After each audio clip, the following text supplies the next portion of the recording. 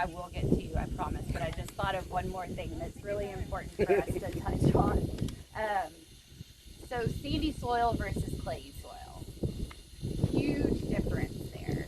We have trials that we conduct down in La Mesa that have been discussed already, but then we have our sites at Halfway here, Greg's location further north, even into Amarillo, Stratford area. In the amount of carbon that we can not necessarily capture but store is going to be much greater in a clayey soil compared to a sandy soil. So the accrual rates or the capture rate may be very similar, and you may actually see differences in your soil organic carbon more quickly in a sandy soil, but the ability of that soil to store the carbon is going to be much less in your sandy soil than it is in your clay soil. Inherent differences between the two soils is going to influence the amount of carbon that can actually be stored long term. And it just all goes back to aggregation. The ability of that soil to applaud and protect any carbon that is being captured and moved below the surface is going to be much greater in a clayey soil than it will a sandy soil. So now Tessa's work. She is in her second year of her master's research, looking at different sources of compost and as well as comparing that to inorganic fertilizer, with the big interest being on how does that influence greenhouse gas emissions. Yeah, so like she said, the objective of my study is to assess the different the effects of different manure applications on soil greenhouse gas emissions and crop growth. And so far, what I've collected, I'll be talking about what I collected from last year's growing season in the cotton, because I continue with greenhouse gas measurements using the gas met.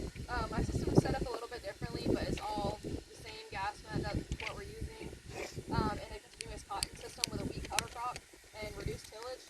And in that system, what we found from last year, between the treatments, my no fertilizer treatment had the greatest amount of carbon losses compared to all of the other manure treatments, and including the inorganic nitrogen treatment that we had.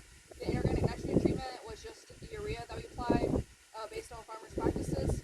And then right underneath the no fertilizer treatment, which was significantly more losses of CO2 compared to all of the rest of the treatments, right under that was inorganic nitrogen.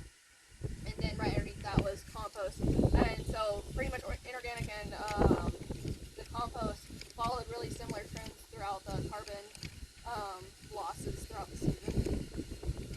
So I'll hand it back over to Beth. Okay.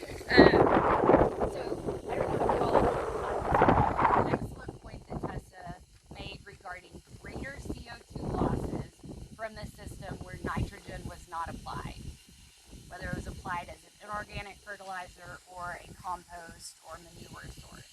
The reason behind that is because of the microorganisms having to utilize the organic material that's in the soil. They're not being fed a nitrogen source, whether it be through compost or UAN or urea, and so they're having to utilize the carbon, the organic material that's there. So long term, taking nitrogen out of the system or taking it out to a degree that you're going to start limiting the actual source of nitrogen for the microbes is not a good thing. It's actually hurting the system more than it's benefiting. And I know we're concerned with over-application, but being the wife of a farmer, I know that budgets are tight, and so I personally believe that it's seldom